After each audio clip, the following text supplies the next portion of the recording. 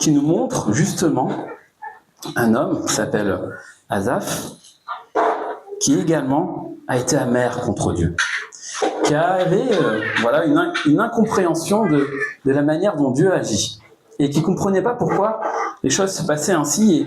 Et je vous propose de le lire ensemble pour nous encourager, pour encourager chacun dans sa vie avec le Seigneur, et tous ces moments où ça arrive, ben des fois on est incrédule, on doute de la bonté de Dieu, on doute de sa justice, on doute de qui il est et de ce que nous dit sa parole. Et je vous propose de lire ensemble ce psaume, psaume 73.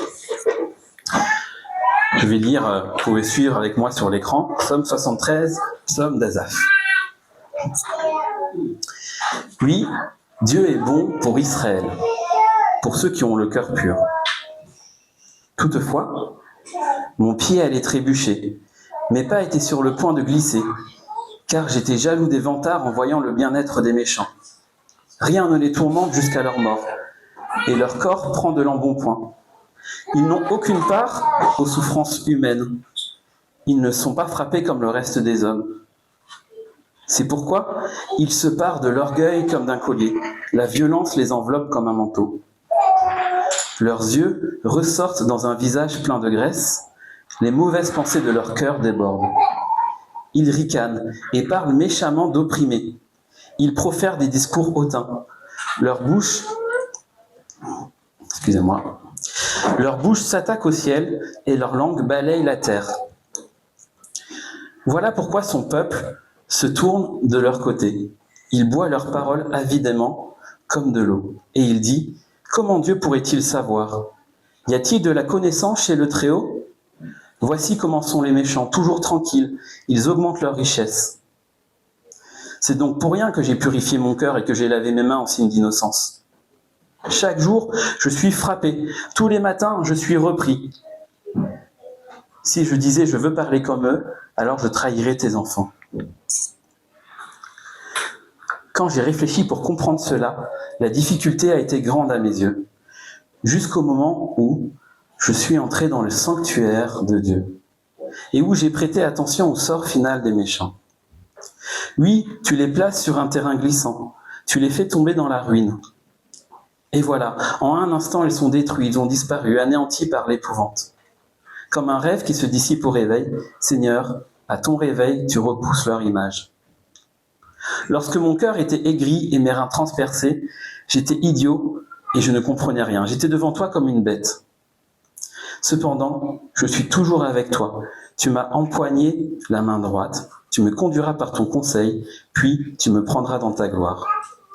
Qui d'autre ai-je au ciel? Et sur la terre, je ne prends plaisir qu'en toi. Mon corps et mon cœur peuvent s'épuiser. Dieu sera toujours le rocher de mon cœur et ma bonne part. Oui, ceux qui s'éloignent de toi vont à leur perte. Tu réduis au silence tous ceux qui te sont infidèles. Pour moi, mon bonheur, c'est de m'approcher de Dieu. Je place mon refuge en toi, Seigneur, éternel, afin de raconter tout ce que tu fais. Jusqu'ici, notre lecture de la parole. Et quand on regarde ce psaume, il y a plusieurs choses qu'on peut retirer. La première chose, c'est de regarder, si on regarde dans l'ordre, qui l'a composé. C'est marqué verset 1, psaume d'Asaph. Asaph, pour ceux qui connaissent, vous avez sûrement déjà vu ce nom dans la Bible, c'était, on pourrait dire avec les mots d'aujourd'hui, un leader louange. Dans le peuple d'Israël, il fait partie de la tribu des Lévites, et on voit dans chapitre 15 du livre des Chroniques qu'à l'époque de David, il est choisi avec d'autres de ses frères pour jouer de la lutte, de la harpe, des cymbales, pour permettre au peuple de louer le Seigneur. Donc son nom va revenir plusieurs fois, donc on voit qu'il a un rôle particulier, puisque même dans 2 Chroniques, il n'est pas simplement mentionné comme lévite, il est même mentionné comme prophète. Et en fait, on a même une dizaine de psaumes qui sont revendiqués psaumes d'Asaph. Alors, est-ce que c'était lui? Peut-être ses enfants, ou la communauté, voilà, son clan. En tout cas, qui sont revendiqués par lui ou sa descendance. Et donc, ces psaumes ont été inspirés par le Seigneur puisqu'ils se retrouvent dans notre Bible. Donc, Asaph, on voit qu'il était au service du temple, il conduisait le peuple dans l'adoration, il était prophète, il avait une fonction spirituelle importante au sein du peuple de Dieu. Et c'est intéressant de voir que ce modèle, cette figure spirituelle, qui l'est de manière naturelle par ses fonctions, et même pour toute l'Église, avec un grand E, puisqu'on a ces paroles dans la Bible, nous livre ici ses doutes intérieurs. Il vit une crise, on le voit dans le texte, verset 3. Qu'est-ce qu'il dit? Il dit qu'il était jaloux. Verset 16, il y a quelque chose qu'il ne comprend pas. Il dit qu'il a réfléchi pour comprendre, mais que la difficulté a été grande. Il y a quelque chose, il est incrédule, il n'arrive pas à comprendre ce qui se passe. Verset 21, il a le cœur aigri, les reins transpercés. En fait, il est aigri et amer, il a cette boule au ventre, il est incrédule, il est jaloux. Et pire encore, quand on regarde le début du passage, verset 2, il est sur le point de flancher. Il veut tout lâcher et vivre comme ceux du monde. Il dit, verset 2, « Mon pied allait trébucher, mes pas étaient sur le point de glisser. » Cette figure spirituelle, ce modèle pour l'ensemble de l'Église, avec ses écrits, pour le peuple d'Israël à l'époque, connaît une crise de foi, une crise de confiance en Dieu. Et il a envie de laisser la loi de Dieu de côté et de vivre comme ceux qui ne suivent pas Dieu. Je ne sais pas si vous pensiez que les pasteurs ou les responsables d'église pouvaient avoir ce genre de pensée. Un jour, un pasteur m'a raconté dans son témoignage qu'il avait eu une crise de foi. La foi en Dieu. Il était déjà pasteur. Donc du coup, il prêchait le dimanche, etc. Mais voilà, il remettait en cause Dieu, la foi, la parole, etc. Et il n'y croyait plus. Et du coup, comme il était déjà pasteur, il devait venir le dimanche matin, prêcher, et il y racontait qu'en fait, il était en train de prêcher, parler de Dieu à des gens, mais que lui, au fond de son cœur, il n'y croyait pas. Et ce pasteur, moi, si j'ai entendu cette histoire, c'est que justement, en fait, il a été, il est revenu, il a repris confiance dans le Seigneur, et c'est quelqu'un qui a eu beaucoup de bénédictions, qui a béni vraiment beaucoup l'Église. Mais voilà, il a connu ce temps de crise. Et peut-être qu'Asaph a vécu la même chose. On ne sait pas combien de temps ça a vécu, cette crise pour Asaph, mais assez longtemps, visiblement, pour qu'il compose des psaumes sur ce sujet-là. Et peut-être que il était aussi le jour du sabbat, devant le peuple, en train de faire louer tout le monde. Et puis lui, au fond de lui, il ne croyait pas à ce qu'il était en train de faire. Il était jaloux, aigri, etc. Tout ce qu'on a vu dans ce texte. Et quand on regarde un peu plus le passage, on comprend ce qui le tourmente. On voit que ce qui le tourmente, c'est qu'il y a des gens qui ne suivent pas la loi de Dieu. On voit que ces gens-là, ils sont vantards, verset 3, qui sont méchants, verset 3, à nouveau verset 12, ils sont orgueilleux, verset 6, qui sont violents, verset 6, la violence les entoure, comme un manteau, qu'ils ont des mauvaises pensées, verset 7, qui sont moqueurs, verset 8, ils ricanent. On voit au verset 9 que leur langue balaye la terre. On voit qu'ils sont oppresseurs, verset 8. Ils parlent d'opprimés. Ils sont hautains, encore verset 8. Ils sont même blasphémateurs. Le verset 9 nous dit que leur bouche s'attaque au ciel. Donc vantard, orgueilleux, blasphémateur, méchant, orgueilleux, etc. Donc Asaph voit ce genre de personnes qui ne suivent absolument pas la loi de Dieu, mais ce qui le tourmente, c'est pas tant qu'ils ne suivent pas la loi de Dieu, ce qui rend Asaph amer, c'est que ces gens ne semblent pas subir les conséquences de ce mode de vie. Au contraire, ces gens-là prospèrent. Quand on regarde, qu'est-ce qui leur arrive? Verset 3, Asaph, il voit quoi? Le bien-être de ces personnes-là. Il semble que rien ne les tourmente, verset 4, pas de soucis. Ils n'ont pas de soucis, ils sont, verset 12, toujours tranquilles. Ils augmentent leur richesse, verset 12. Et on voit que du coup, ils ont de plus en plus de richesse, et du coup, ils sont tranquilles, ils mangent bien. Verset 4, on voit qu'ils prennent de l'embonpoint. Verset 7, que leur visage est plein de graisse. Et donc, Asaph est amer parce que il voit que ces gens-là, non seulement ils ne suivent pas la loi de Dieu, mais en plus, ils semblent avoir une vie de rêve. Ils n'en subissent aucune conséquence. Et ils semblent être bénis et même plus heureux que ceux qui suivent Dieu. Au point que du coup, cela rend jaloux et amer les autres. Asaph en premier, on vient de le lire, mais on voit au verset 10, voilà pourquoi son peuple se tourne de leur côté. Et donc le peuple commence à se tourner vers ces gens-là et commence à poser des questions. Le peuple dit, mais où est Dieu ? Verset 11. Comment Dieu pourrait-il savoir ? Est-ce qu'il y a de la connaissance chez le Très-Haut ? Mais en fait, il sait rien, Dieu. Il agit pas, il punit pas. Donc en fait, voilà, où il est ce Dieu ? Pourquoi il n'intervient pas ?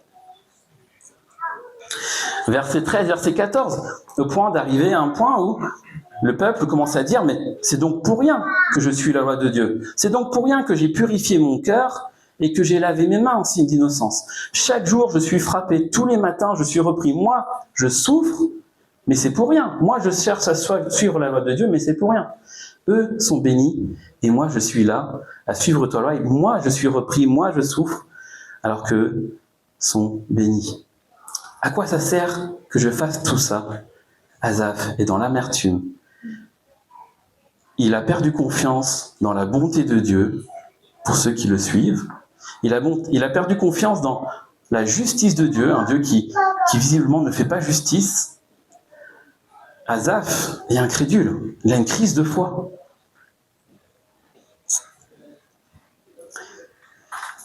Et je le disais tout à l'heure, on se reconnaît tous dans les paroles d'Asaph. Je parlais de cette dame, et moi ça m'arrive, mais souvent que ce genre de pensée me traverse l'esprit.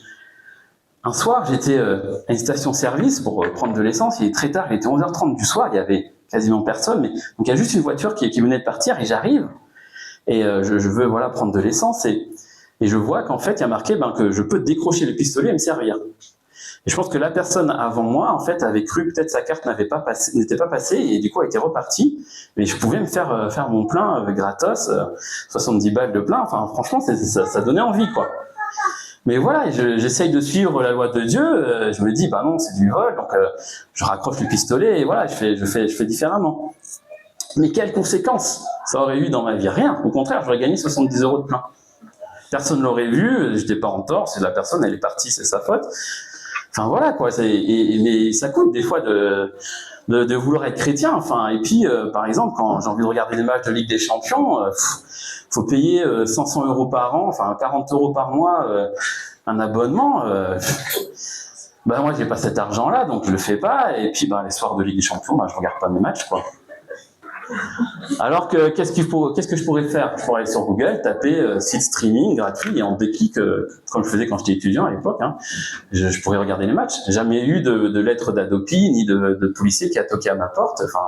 Aucune conséquence en fait. Mais pourtant, parce que je veux suivre Christ, je décide de ne pas voir mes matchs de Ligue des Champions. Et ça, c'est des petites choses. C'est des petites choses, mais il y a des choses plus grandes, qui nous coûtent plus de suivre Christ, dans des choix de vie. Quand on est célibataire et qu'on cherche à se préserver, à garder les relations sexuelles pour le mariage. Et quand on voit au lycée tous nos copains qui, enchaînent déjà les conquêtes, les relations. Puis plus tard, quand on est étudiant aussi, qui prennent du plaisir là-dedans. Et puis là, toi, à essayer de te préserver, de suivre Christ. Et puis, peut-être qu'un jour même, tu rencontres quelqu'un qui... toi, tu essayes de suivre Christ, mais tu rencontres quelqu'un, ça match super bien, vous entendez super bien, mais cette personne, elle ne partage pas ta foi. Et tu sais que le Seigneur, il te dit, non, la personne qui est pour toi, c'est quelqu'un avec qui tu vas pouvoir construire un foyer, construit sur l'évangile, avec moi au centre, etc. Et cette personne, même si elle coche toutes les cases, elle ne partage pas la foi. Et donc, tu dois renoncer à ça, et tu dis, mais purée, j'ai jamais rencontré quelqu'un comme ça dans l'église, et puis là, je rencontre quelqu'un avec qui ça match, mais je peux pas me mettre avec, quoi. Et donc, ça coûte. Et on a ces pensées comme Asaph, qui peuvent venir de l'amertume, des crises de foi. Mais Seigneur, qu'est-ce que tu fais ? Pourquoi tu viens pas récompenser mes efforts ?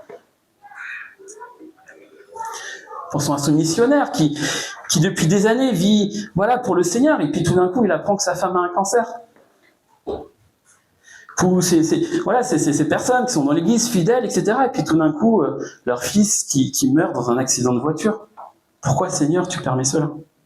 Et donc on peut avoir dans la souffrance, dans les choses qui nous arrivent dans la vie, des temps où on remet en cause qui est Dieu, sa bonté, sa fidélité, sa justice, son amour pour nous.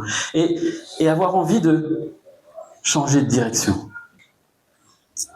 Et l'étude de ce psaume nous donne 3 éléments de réponse. La première, c'est que ce psaume est dans l'Écriture. Donc il a été inspiré par le Saint-Esprit, et on voit que le Seigneur a jugé bon que cette crise de foi d'un responsable spirituel du peuple d'Israël, donc Asaph, soit jugée digne d'être dans l'Écriture inspirée.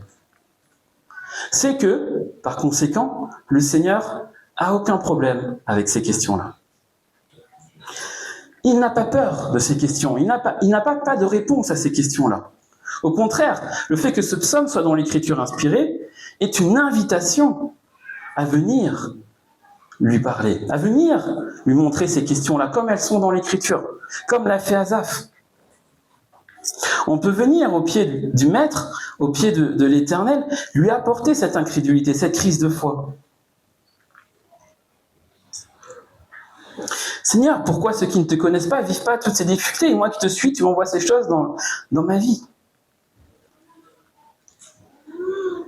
Tu peux prendre ce psaume d'Asaph, ces paroles d'Asaph comme tiennes. Peut-être que c'est ce que tu vis en ce moment, peut-être que tu es en colère, peut-être que tu as du mal à prier, peut-être que tu ne sais pas quoi dire à Dieu dans cette situation.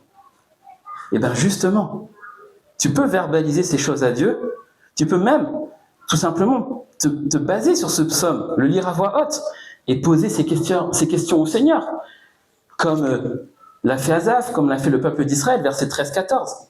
C'est donc en vain, Seigneur. C'est donc pour rien que j'ai purifié mon cœur, que j'ai lavé mes mains en signe d'innocence. Chaque jour, je suis frappé. Tous les matins, je suis repris. Seigneur, où es-tu? Le Seigneur t'invite à pas rester seul avec ces questions. C'est un peu comme un enfant qui serait puni, qui ne comprendrait pas, et qui resterait dans sa chambre à pas comprendre pourquoi son père ou sa mère lui a interdit cette chose. Et en tant que parent, on sait que la seule chose qu'on veut, c'est renouer le dialogue. C'est pouvoir discuter avec notre enfant, lui expliquer, si je te permets pas ça, tu sais, voilà, quand on est plus grand, etc., voilà ce qui se passe, etc. Et donc expliquer à notre enfant pourquoi vous avez pris cette décision. Et des fois, on est comme cet enfant qui restons dans notre coin à être en colère contre Dieu et à garder toutes ces choses pour nous, alors que le Seigneur nous invite à venir les déposer à ses pieds. Et c'est justement là que se trouve la réponse. Quand on regarde dans ce psaume Asaph, à quel moment il trouve la réponse, il dit qu'il ne comprend pas ce qui se passe. Il est là à réfléchir et justement, il ne comprend pas ce qui se passe. Verset 16. Quand j'ai réfléchi pour comprendre cela, la difficulté a été grande à mes yeux, jusqu'au moment où je suis entré dans le sanctuaire de Dieu. Jusqu'au moment où je suis entré dans les sanctuaires de Dieu. Et c'est donc lorsqu'il s'approche de Dieu, lorsqu'il vient dans sa présence, dans les sanctuaires, qu'il trouve les réponses à ces questions. Quand il s'approche de Dieu, Dieu lui répond et lui montre une autre vision, celle du Dieu éternel. C'est comme si lorsqu'Asaph vient près de lui, il amène un peu Asaph à côté de lui et lui permet de prendre du recul, de comprendre la vision éternelle de Dieu, le plan de Dieu éternel.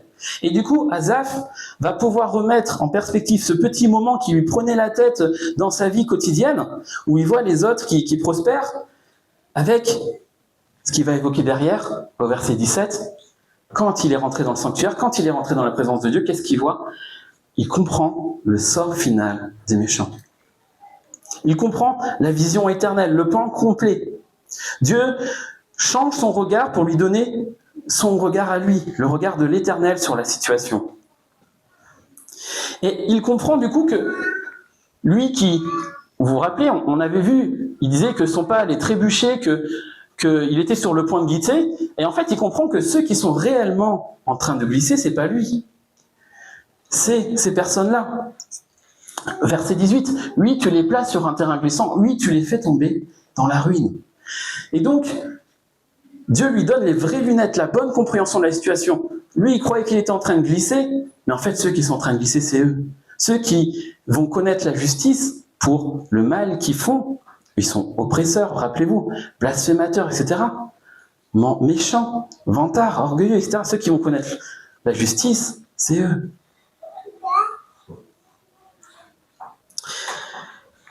Le Seigneur continue de lui expliquer et lui montre, ok, tu croyais qu'eux vivaient comme dans un rêve, ils prospéraient, ils font même pas la loi de Dieu, mais ils prospèrent, etc. Mais en fait, effectivement, c'est un rêve. Et le Seigneur lui donne cet exemple, cette image que, voilà, c'est comme un rêve qui se dissipe au réveil. Et l'image est intéressante parce qu'un rêve, ça peut nous sembler tellement réel quand on est dedans. On n'arrive pas à s'en sortir. Et pourtant, dès qu'on se réveille, c'est une vapeur qui disparaît. Et l'Éternel donne cette image à Asaph pour parler du temps présent. Qu'est-ce que le temps présent face à l'éternité? Comme une vapeur qui disparaît. Et donc, qu'est-ce qu'est le temps présent face à la justice éternelle? Face également à la gloire éternelle. Parce que il rassure en parlant de sa justice, mais il rassure en parlant de sa bonté aussi. Il lui montre que l'Éternel est toujours avec lui. Verset 23, je suis toujours avec toi, tu m'as empoigné la main droite, tu me conduiras par ton conseil, puis tu me prendras dans la gloire. Donc, que l'Éternel va conduire Asaph pendant toute sa vie par son conseil, et puis à la fin, pour la gloire. C'est un autre chemin que celui des méchants. Deux directions différentes. Et donc, grâce à ça, venu dans le sanctuaire, dans la présence de Dieu, quand il s'est rapproché de Dieu pour lui montrer ces questions-là, le Seigneur lui a donné la bonne vision de la situation. Il a rassuré Asaph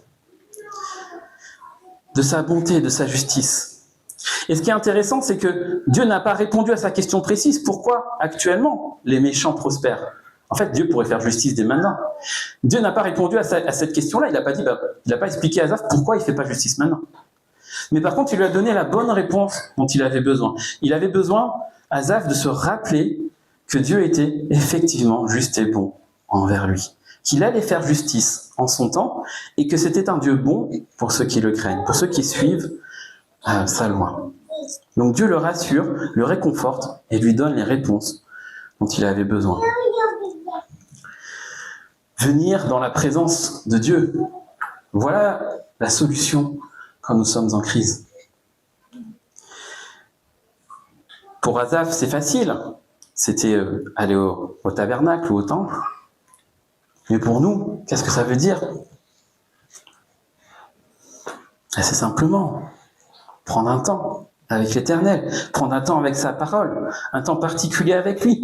Peut-être si tu es dans ce temps de crise, ce temps de difficulté, peut-être que c'est prendre un temps de retraite. Où tu lis la parole et tu laisses des temps de silence. Où tu demandes au Saint-Esprit de t'aiguiller, de te parler. Et c'est également, on le voit dans le passage aussi, Asaph parle vachement du peuple de Dieu, etc. Et c'est aussi communautaire. C'est là que se trouve un des moyens où Dieu se révèle au sein de l'Église. Et donc, il peut nous parler de manière particulière. Le dimanche matin, quand on se réunit, les mardis soirs, dans les groupes de maison, par une parole d'encouragement d'un frère ou d'une sœur, par sa parole qu'on étudie ensemble, par les chants, par la prière, etc. Et venir dans la présence de Dieu, c'est se rapprocher de lui. Utiliser les moyens qu'il a donnés pour nous parler. Sa parole, l'Église, entre autres. Et nous voyons, troisième chose, dans ce psaume, premièrement que voilà, le Seigneur ne veut pas qu'on traite ces choses-là seul. Deuxièmement, que c'est dans sa présence que se trouvent les réponses. Et troisièmement, nous voyons qu'est-ce qui en ressort de ce moment dans la vie d'Asaph. Quand nous regardons la fin du psaume, après toute cette crise, une fois qu'il a reçu les réponses, en fait, Asaph se rend compte que, en fait, il aime encore plus le Seigneur. Il prend encore plus son plaisir en lui. Il a encore plus confiance en Dieu. Bon, regardez ce qu'il dit à la fin du psaume, verset 25. Ben oui, Seigneur, qui d'autre ai-je au ciel? Est-ce qu'il y a un autre Dieu? dans le ciel? Est-ce qu'il y a un autre Dieu créateur de l'univers, celui qui a fait toutes choses, qui règne sur toutes choses? Est-ce qu'il y a quelqu'un d'autre qui pourrait me répondre et me rassurer et me montrer les choses telles qu'elles sont? Et sur la terre aussi, il n'y a personne d'autre comme toi. Le Seigneur, il est dans le ciel, mais il s'intéresse à sa création. C'est lui qui a créé le plaisir. C'est lui qui sait ce qui est bon. C'est lui qui sait comment nous pouvons lui faire confiance justement pour jouir des bonnes choses. On parlait tout à l'heure de se préserver pour le mariage, mais effectivement, le plaisir des relations sexuelles, il n'est complet que dans un cadre comme celui du mariage. C'est-à-dire lorsque deux personnes se sont promis l'un à l'autre fidélité envers et contre tout, de ne faire qu'un à partir de maintenant, et que du coup ils peuvent effectivement s'abandonner complètement, émotionnellement, physiquement l'un à l'autre. Et du coup vivre ce temps, ces relations particulières sans arrière-pensée. Qu'est-ce qu'il va penser de mon corps? Est-ce qu'il va me comparer à d'autres gens, etc. Et profiter pleinement de cette relation d'amour et d'union fusionnelle dans le cadre du mariage. Parce qu'il y a ce cadre.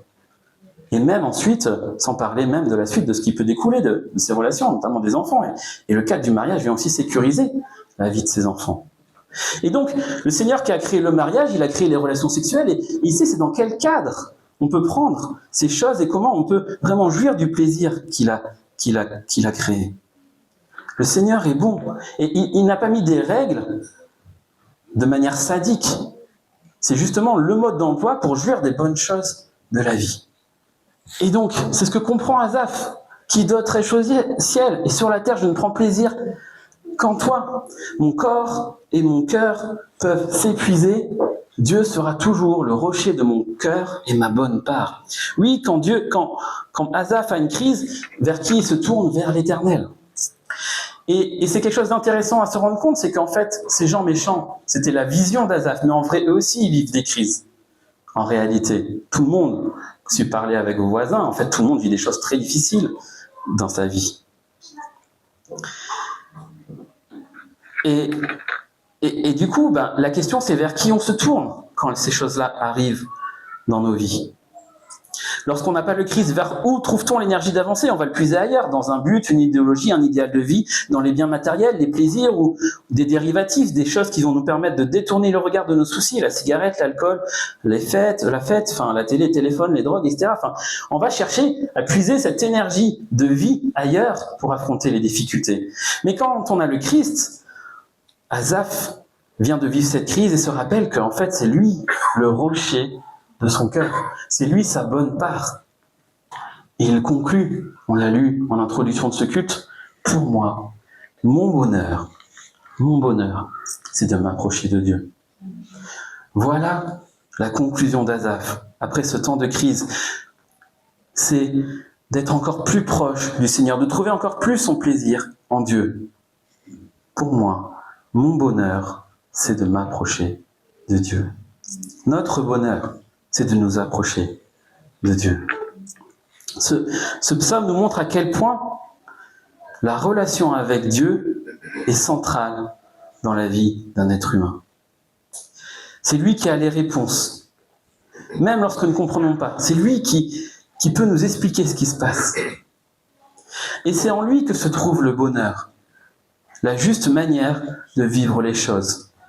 Et le bonheur ensuite de la gloire pour l'éternité. Il veut être en dialogue avec nous.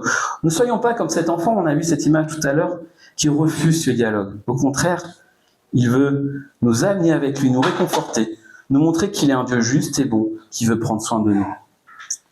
Peut-être ce n'est pas encore ton cas aujourd'hui, tu n'as pas encore cette relation avec l'Éternel.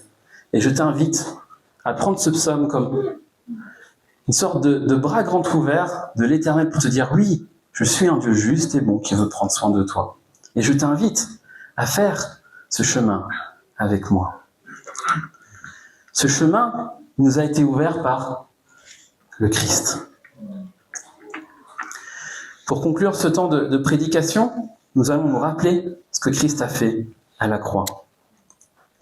Et Hébreux 10, verset 19, nous dit la chose suivante. « Frères et sœurs, nous avons par le sang de Jésus l'assurance d'un libre accès au sanctuaire. » nous avons par le sang de Jésus l'assurance d'un libre accès au sanctuaire. Nous venons de lire dans le psaume 73 que notre bonheur, c'est de nous approcher de Dieu. Notre bonheur, c'est de nous approcher de Dieu. Les frères et sœurs, ce qui nous permet de nous approcher de Dieu, nous nous en rappelons semaine après semaine. Ce n'est pas nos bonnes œuvres, ce n'est pas la manière dont nous agissons bien parce que nous serions meilleurs que d'autres. C'est une seule et unique chose, c'est le sang de Jésus-Christ qui a coulé à la croix. C'est son corps qui a été brisé pour chacun d'entre nous. Nous ne sommes pas meilleurs. Aucun de nous n'est meilleur que son voisin ou que les autres. En fait, nous méritions tous, comme ces méchants que nous avons lus, nous avons tous menti, etc. Nous avons tous vécu loin de Dieu. Nous avons tous blessé Dieu et blessé notre prochain. Et donc, nous méritions tous finalement d'être dans cette catégorie des méchants. Mais Jésus-Christ a pris à la croix la punition à notre place. Et donc, par son sacrifice, nous pouvons désormais nous aussi dire notre bonheur, c'est de nous approcher de Dieu. Pourquoi ? Parce que Jésus-Christ nous a ouvert un libre accès au sanctuaire. Alors si tu as, toi aussi, placé ta confiance en Jésus-Christ, que c'est une réalité pour toi et que tu es un disciple de Christ, je t'invite à remercier le Seigneur en se souvenant de ce qu'il a fait à la croix pour nous, à travers de ce pain et ce jus de raisin. Les éléments vont passer. On va chanter un chant et voilà, que le Seigneur puisse bénir chacun d'entre nous.